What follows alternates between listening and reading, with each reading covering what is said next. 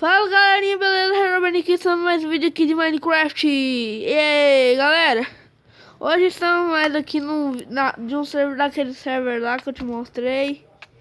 Bora matar esse cara aqui. Tá, bora. Bugou mesmo.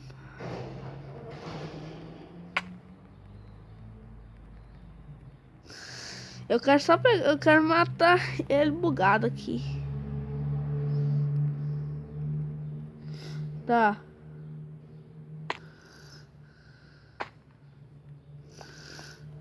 Dante, tá. Não me mata, eu te ajudei. Eu lhe ajudo a matar.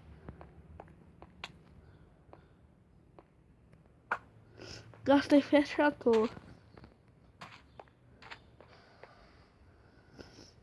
Nossa, que coisa! Que coisa! Galera, hoje vai ter mais 2 vídeos de mod. Então, e também eu adicionei. Nossa, só que os mods que eu tô trazendo não tem textura, que tipo assim, eu procuro um montão, eu procuro a textura dele e esse trem tá bugando de novo.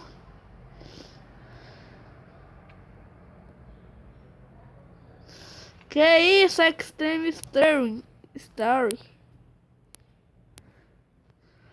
Credo, que bugado. Vem. Eu tô com raiva, galera. Tô começando a ficar Chabral. Bora logo. cd3.nbsg.net. Galera, o IP desse servidor, ele é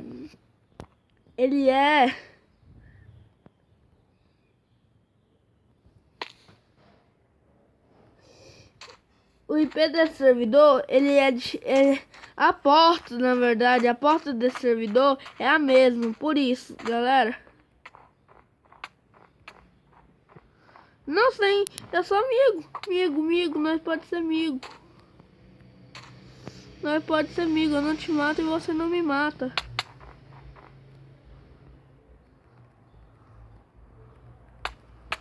Não. Meu, por que eu sou tão ruim no PVP? Por quê? Nossa, agora eu vou melhorar.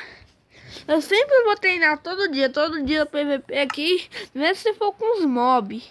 Agora eu ganho um pouco. Bora. Eu só vou na flecha aqui no cantinho. Você quer mesmo? Quer mesmo? Eu vou morrer. Meu. Heroma Player. Você vai se ver comigo, rapaz. Rapaz, feio. Não, deixa eu quieto. Ai, que raiva.